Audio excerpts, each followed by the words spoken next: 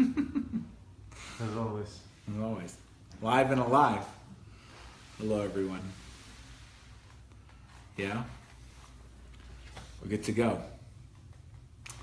Thanks for tuning in, everyone. Welcome. So tonight we continue the conversation we've been having on the inspiration and energy of Shabbos and what Shabbos is all about.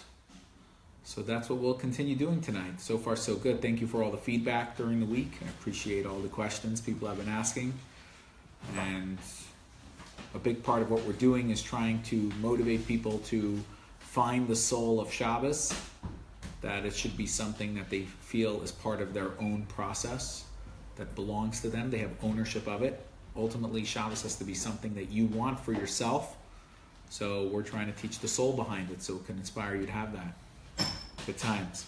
So we started off our conversation with the value of rest and the value of being able to look at Shabbos as both on the simplest level of just a way to rest and take respite from technology and from the day-to-day grind, but then also the rest as in recuperation or reboot or even deeper, reemerge. In other words, to find yourself, who you really are. And ultimately, at the soul of Shabbos is being able to get in touch with yourself and who you really are. Then we spoke about last week's discussion. Once we can talk about Shabbos as who you really are, then we say, how do you prepare for that? In other words, you can't just jump right into it. There still has to be an element of preparation. The Friday element, the preemptive energy that you use to get ready for finding the real part of who you are. So that was last week's conversation. So now we can talk about the first moments of Shabbos, getting Shabbos started. If we talked about what it is and how to start early so you can be ready for it. So what are we ready for? How do we really begin? That's what we're going to talk about tonight. That the way we begin, we're doing two simple things, is lighting the Shabbat candles and singing the Shalom Aleichem. So I thought maybe tonight we'd focus on what are the candles, what is the inspiration behind it, where does it come from, and what is Shalom Aleichem, the song that we sing about angels and peace and how this fits in to the beginning moments of Shabbat. So welcome aboard. All right.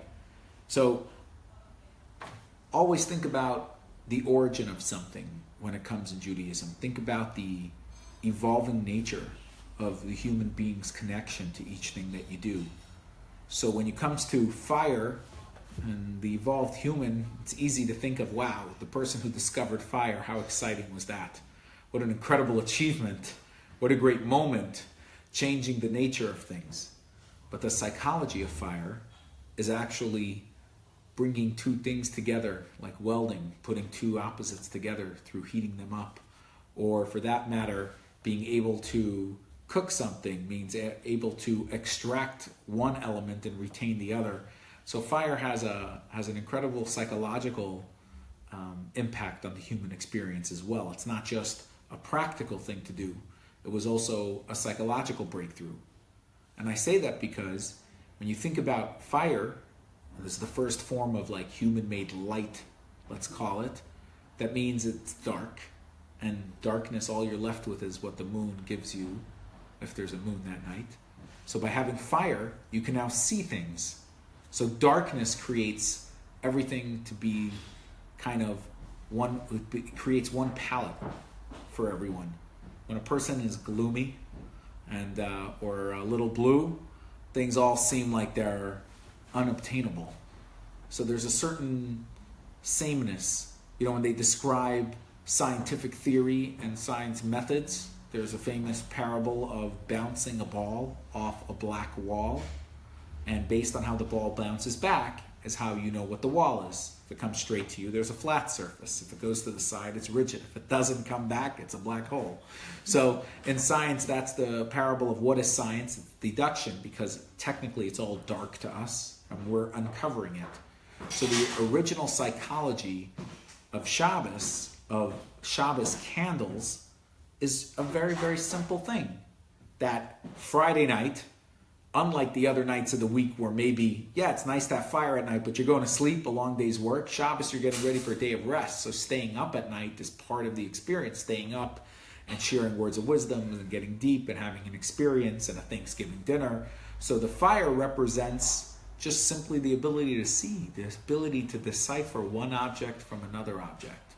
Got to start very simple with Shabbos candles. Just to bring light into the house is already a psychological barrier. I bring light so that I could see the differences, the different faces, the different people, the different things that I have in my house.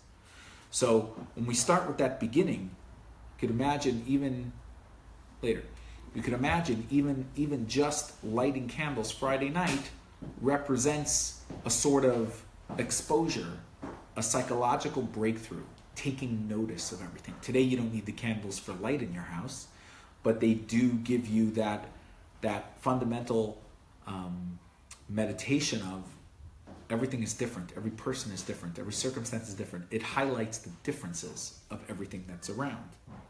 So this is how Shabbos candles express our connection to all of creation. And that is really the intention behind Shabbos candles, is beginning the meditation of our connection to everything in this world, our symbiotic connection to the energy that sustains it all. So it's only on the surface that you see all those differences, but you have to see those differences to be inspired to see that all of these differences are all on the same journey of exposing the bigger energy behind it. So candles are this beautiful moment to appreciate in the experience of Shabbos. There is a little deeper way to see this, and it's by a sage named the Maharal. And the Maharal was a 16th or even late 15th century sage. Where is he? He was 16th century sage in the town of Prague in Czechoslovakia. There's still his synagogue survived World War II called the Alt-Noise Synagogue. And he's quite a prolific writer and a Kabbalist and a Jewish leader. And he writes as follows in this inspiration. He writes, "Know that only light is referred to as peace, because it provides distinction between different things. Peace requires distinction between things.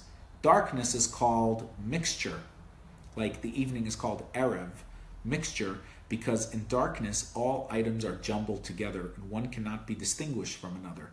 Light is called boker, morning, but it also means boker is also to examine, because in light one can examine things and distinguish between them. When one can examine the difference between things, this brings peace between them. For one does not invade or mix into the domain of the other, but each remains within its own. Thus, Shabbos light is called peace." I think that sums up this idea pretty beautifully, that when we're lighting candles, and it says in tradition, lighting candles is bringing peace to the home and peace to the world.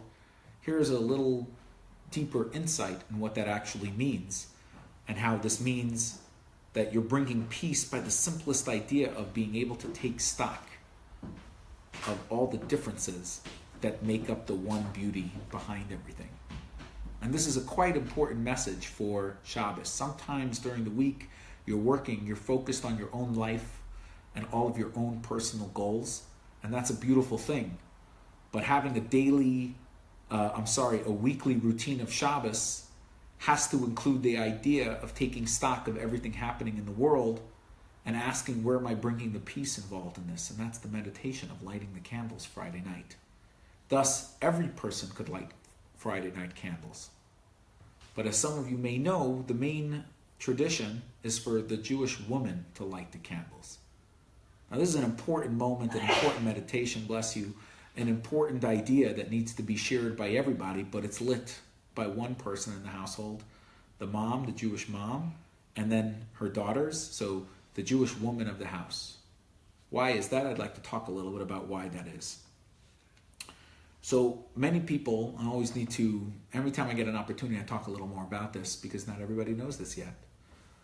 When people get upset sometimes when they walk in by the several services we have a year, they walk in and there's separate seating for men and women. And it throws people off. This year, Rosh Hashanah, Yom Kippur, a few people walked out. And it doesn't upset me. I understand why, approached from a purely egalitarian world that you live in, walking into a synagogue and seeing people sit separate, it doesn't connect to anything but its outdated chauvinism at best, especially when they start seeing the rituals seem to be men-aligned. So there's two things to say about that. Number one, in a synagogue, It's not like going to the theater. You're not coming there to watch a rabbi perform something, okay? You don't need a rabbi in a synagogue. I'm sorry for my own business, but you don't really need a rabbi for much. That's just like a rabbi is like the PhD, master's, be a little humble, graduate's degree of information. In reality, Judaism is left to the people. And so the synagogue, you're not watching theater, you're part of the performance. And when you're part of a performance, every person has a role to play and a place to contribute. So the question is, why do ones contribute here, one the other? Why is there differences in the sexes? Well, that brings me to number 2. The center of Jewish life is not the synagogue. So if you really want to know about the roles of individuals, you can't really find it in the synagogue because that's a smaller part of Judaism. The main part of Judaism is the home. And in the home, there are also roles. Everybody plays a role in the house. A beautiful home, it's not everybody doing everything. People divvy things up so it could be efficient. But on a spiritual level, there are roles in the house, and that is that the highest person of the household is the woman of the household. And the reason why she's the highest in the house is because she can do everything the man can do and have babies, which means that she could do more, and not just more, but actually, if you think about it, having a baby is not more. It's not an additional thing. It's the reason for building a house in the first place. Why else would one build a home? Just to watch television, just to have a place to store your stuff is not the reason to have a house. The reason you have a home, you could have a house for that. The reason you have a home is so you could nurture and grow, and not just yourself, but the people who come through your home. So at the center of the most important center of Judaism, the home, is the Jewish woman, because of her aforementioned capacity to do any element of the home, plus actually connect to the reason for the home in the first place, which is to bring in people and nurture them. And we're talking about your own children, let alone guests. So in that matter, that's the hierarchy. So anything you need to know about Judaism starts with the woman. Hence, she gets to light the candles representing the raison d'etre, the foundation of the Jewish home, the mission of the Jewish home, which is to bring peace to the world. So anytime somebody says like, oh, there seems to be so much separation between Jewish ritual and let's say people who aren't Jewish, my answer is simple. I have a house, I have all kinds of guests all the time, but my children belong in that house. My guests are just guests. In other words, I'm not segregating the world because I have a house. I need that to nurture so I can go out there and affect the world. Being Jewish just means I'm nurturing myself through my identity so I can actually go out to the world and make this world a better place. If you're not doing that and you're using your Judaism just to make you feel better, I would say that's a lower form of Jewish practice. So getting back to our conversation of what it means to light candles, lighting candles by the woman represents what we actually say in the Friday night service called the tabernacle of peace, or the tent of peace, a shelter of peace. Peace is not something that you have an idea. When you actually feel at peace, you're consumed by it. The idea of lighting candles in the house, bringing light and distinguishing differences, but also that's why it's peace, because each plays a role and has a space to maximize itself. The woman is basically saying that it's through my weekday that's culminated in this moment, and that's why the first thing I do, even before Shabbat starts, you light candles right before Shabbat starts, right at sundown, so you could channel this incredible moment, this shift that happens to both psychological human experience of recognizing the shift of what we do when we see. During the day, it doesn't always feel like differences matter. You're working, you're busy. At night, when you bring light, that's when you really see differences, and it really sticks out to each unique role that something has. But on a deeper level, we constantly are trying to go a little deeper. Being a Jewish woman and lighting candles also, in Kabbalistic thought, represents direct light. Direct light is when nothing impedes the connection. And since on the one end is godly divine energy that sustains everything, but everything is not necessarily open channel to God, right? Being a man is opening your channels to God, but it's always going to be limited because it's only as much as you do. But being a woman means one with nature. which means one with God's creation. Having a cycle is being part of nature. Not having a cycle means not being part of nature. Yes, there's a certain amount of growth and pain and challenge developed with that, and I shouldn't be the full gamut of conversation about this. But at the same time, what it represents is direct light. It's interesting that within the cycle is a holiness, what is holiness, we've spoken about this a lot, is alignment, is what we call Ur Yashar, direct light. So the woman lighting candles is also showing that direct channel of connection between us and our Creator, which, as we spoke about a couple of weeks ago, is the underlining idea of Shabbos, that there's a Creator behind creation, and that it's not random without purpose. So that is the first part of Shabbos, of lighting candles. And this is a great piece to meditate on as you light candles. Just like before you light candles, think about what the point of it is, how we build up to it, and what direct light means. Direct light allows us to see differences in order to recognize the channel behind everything. Incredible moment to have. The second thing we do is right after we light the candles, when we're ready to do our meal, we sing the song Shalom, Aleichem. Shalom Aleichem is a song all about angels. Peace and angels. That's what the song is about. Peace and angels. What does peace have to do with candles? We just said. What does peace have to do with angels, though? So angels, in Jewish tradition, are a one-dimensional character. They only have one idea. Whereas a human being has multiple ideas. And by ideas, I mean we have multiple expressions. We literally, emotionally express many different emotions. An angel is one-dimensional. So now, when we talk about angels and humans, we're not talking about a body. We're obviously talking about consciousness. You have a human consciousness, and there is an angel consciousness. Angels don't have bodies, so they only have an angel consciousness. So any vision of winged beings and like that, that's just anthropomorphic ideas being applied to a feeling of what an angel is, but not a reality, because they have no physical attributes. They are a one-dimensional emotive expression of the divine. Where do I know some of this stuff from, at least for English purposes? So there's a book called The 13-Petaled Rose, written by Adin Steinsaltz. And this book is, when I was a teenager, visiting my grandpa in Springfield, Massachusetts, he said, Peretz, I know you learned Hasidic philosophy, but have you read any English books on Hasidic philosophy? I said, no. And he gave me this book. This was his gift. It's actually a different version of this book, but he gave me this title, The 13-Petaled Rose by Adin Steinsaltz. I was fascinated by it because it gave me my first foray into the English language expressing Hasidic philosophy.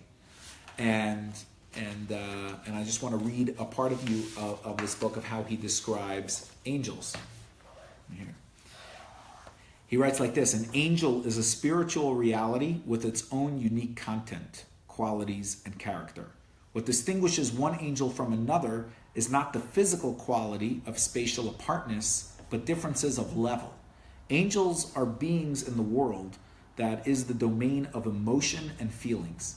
And since this is the case, the substantial quality of an angel may be an impulsive or a drive, say an inclination in the direction of love, or a seizure of fear or pity or the like.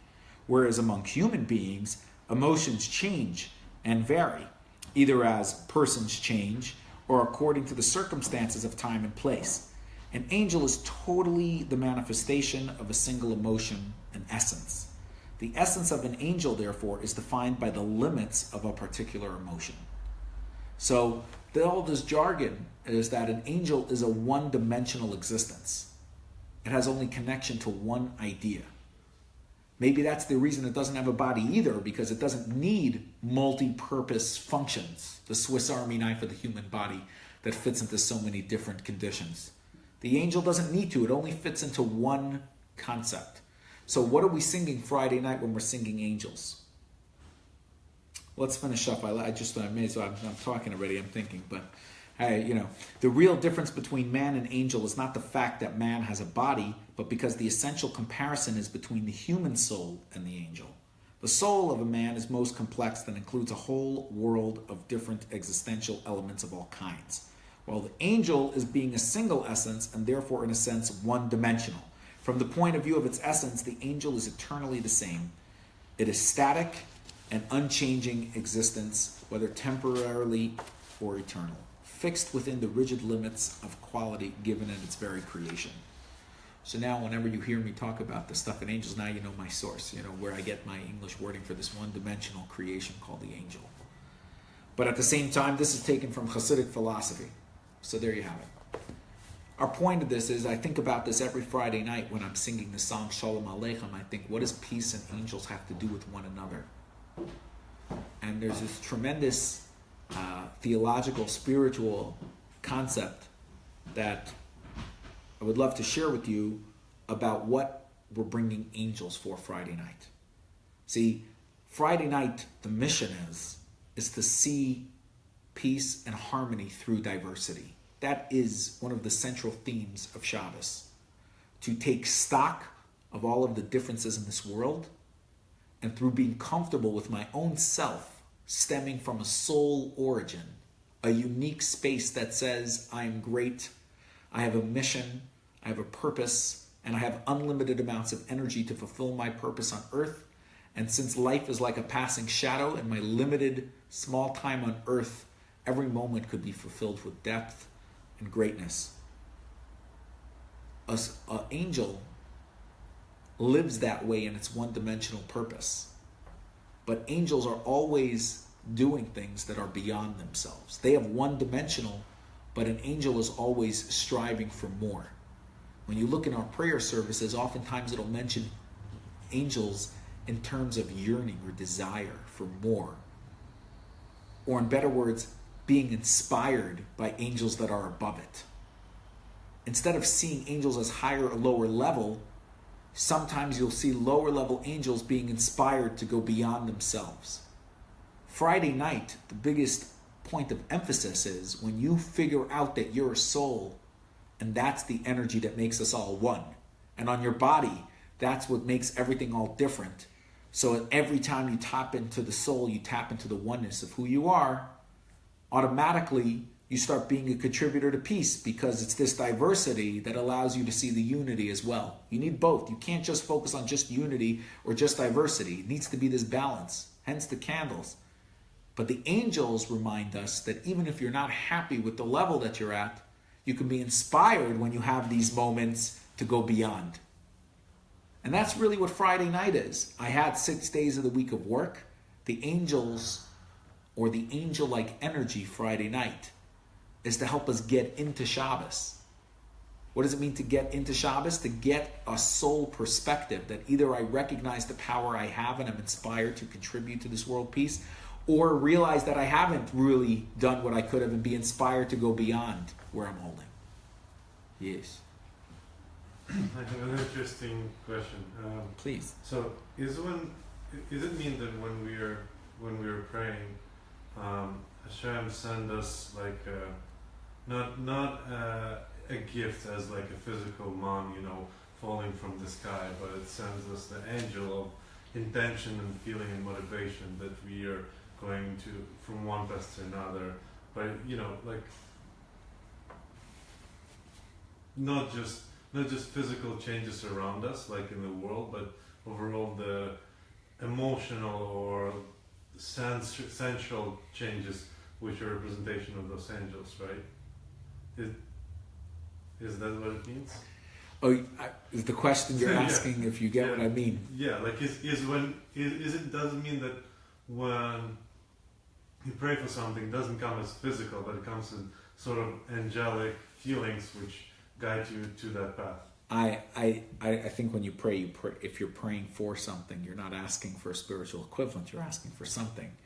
I think this is something that is an automatic experience Friday night. I think the question is not if we're praying for it, but if we're tapping into it. Meaning this is something that's happening. There's a cosmic shift happening each week. Friday going into Saturday, Friday going into Shabbat. And because this is happening, the question is, how do we talk about it, express it, but more importantly, harness it? It's an incredible moment that needs to be harnessed. Just because a great thing happens doesn't mean you saw it or experienced it or it affected you. You have to harness a moment for it to work. So we attach ourselves to so many trivial things all the time. Friday night is an opportunity to attach to something beyond the corporeal, beyond the physical, which means something that's not seen doesn't make it less true. It just makes it like, well, you have to tap into it. You can't rely on an external factor in order for that to happen. In a way, us being so physical has made us blind to daily activities. You're in a relationship with somebody and you could neglect them emotionally because you just didn't see it. It's not in front of you. The day went on and it doesn't appear to you as a necessity. You can't say it's less true, it's a reality. So Friday night is a time to harness the unseen. And one of the main ideas behind that is the lighting candles, literally the physical manifestation of seeing things, that psychological breakthrough. And then the discussion of angels, which is something you'll never see, but to inspire this idea of inspiration from the unseen, from the dimension of going beyond self. So to understand correctly, what do you mean by tapping in is that there is, let's say, music playing in the room, right? Mm-hmm. But outside of the room, there is a traffic of the cars. And only on Friday, the car stops, so now you can enjoy the music and actually hear it. I think that's a nice example. You know, It's easier for me to understand. That's all right. It's really hard to visualize what you mean by tapping into something. I think when we were talking about last week preparation, I think preparation had a lot to do with what you're saying of stopping the noise.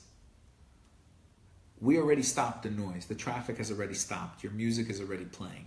So your analogy works for me as far as last week's idea of clearing the space. Lighting the candles is actually sending the actual message to what's happening.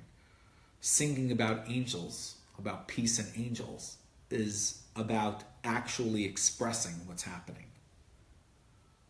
Okay? That's really what it's about. It's not saying to get me in the mood, I'm expressing what mood is already here. So when we hit the last part of Shalom Aleichem, which is Tzedchem L'Shalom, which could be translated as goodbye, but Tzedchem could also mean going. Where are they going? I always announce at my table that they're not going anywhere, we're sending them somewhere. When you have a good moment, it's not limited to you, it can be shared. So Kabbalistically, Friday night, you think about others who are in despair, troubles in this world, people who could be sick, who need health, children who need blessings of growth, and you dedicate the last part of this moment that you're actually expressing to them. Because once it's in the realm of unseen, now it's a matter of how wide can you cast your net, how deep can you really go. And maybe that's a great point for what angels are, is asking you, how deep could you really go? Sometimes people can feel one-dimensional, like I'm doing all the things that I could do. They don't realize the multi-dimensional capacity that they have. It just feels like me versus all my different ways of expressing emotions and intellect. You're really so incredibly diverse. Each human being is so diverse that the angels are letting us know that that's one dimension. One-dimensional being means you're not even seen. The human being, you're seen and you could be heard. You could even tap into other people and give and contribute to them and help others. Whereas an angel can only do what's preordained for them. We can reach beyond. It's an incredible moment Friday night with the candles and Shalom Aleichem. And that's why we light candles that are long enough or big enough that they should be still seen by the time we're singing Shalom Aleichem. If indeed we light and an hour later's dinner, we like to have the candles still lit. Doesn't have to be, but that's a lot with a lot. You'll see in certain homes that have big long candles just so that they could be lit when people are singing Shalom Aleichem, so they could connect these ideas together. So to summarize this idea, at least in how we put this together, you know that all of creation was made for the purpose of relationships. At the end of the day, all of creation is for that. The Chabad movement that started in 1950 by Rabbi Menachem Mendel Schneerson, which is what started the Chabad House movement and the centers all over the world was started with a discourse that says that our world, as troubled and difficult as it sometimes seems, is really a garden. And the troubles are really some of the dirt and thorns around the rose bush and the manure, recultivating the trees of this magnificent garden and orchard. And the reason why it's called a garden is because, do you really need a world? Does God really need a world? If there's a creator, does it really need a world? It's not something you need, but a garden is something that you appreciate, both when you're walking by it and when you're in it. What is appreciation? Appreciation is where you feel how everything aligns with one another. So we're all kind of working in this garden, making this a beautiful place to be, which means we go above and beyond. We just don't make it nice. We make it as beautiful so it can blossom to its most incredible prowess. And we start seeing our challenges as unleashing our flowers and our beauty. So all of creation is really this metaphor of God and us recording in the garden. And Friday night, in this context, is where we recognize the real beauty and the diversity that is about this relationship between us and our Creator. So when it comes to, let's say, the role of a Jewish woman, the diminished feeling of the role of a woman was definitely by chauvinists, not by divine design. So now, finally, in a world where everything is out in the open, it's like Friday night for us in the world. It's like if you don't light candles now, you're in darkness in this world. If you don't light something, you're just not seeing anymore. No matter how religious and spiritual you are, if you're not lighting Friday night candles, you're not thinking about what this world is. It's both a metaphor and a reality. Hence the incredible importance given to me growing up of saying, would you like to light Friday night candles? And always inviting people just to light the candles at our home, at our events, wherever we are. Because to us, that represents the mission, the microcosm, as achieved by the Jewish woman in today's world. So, in this regard, I think we should do a demonstration of candle lighting.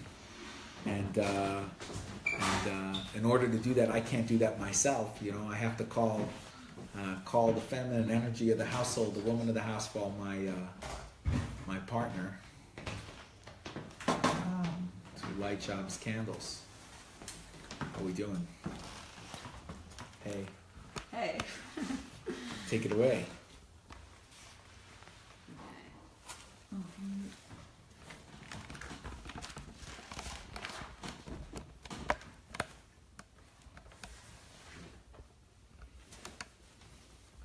So what I do, it's not Friday right now, but usually I'm kind of in a rush and there's kids around me, you know, trying to light as well, and there's a bunch of candles that adorn these two, but we're doing a demo for energy purposes, and after I kindle the flames, I use my hands to gather the light into myself, and I cover my eyes in form of meditation to just focus on what's within and making that personal transfer of time and energy of whatever the chaos was of the week before.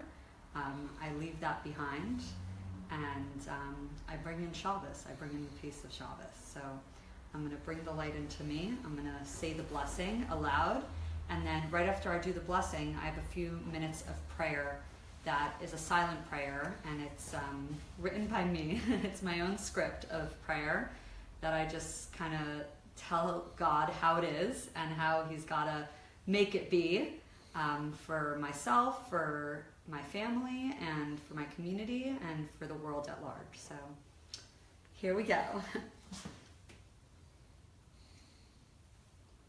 Baruch atah Hashem Elokeinu melech haolam asher kiddushanu b'mitzvotav V'tzivanu l'adlik ner shel Shabbat Kodesh.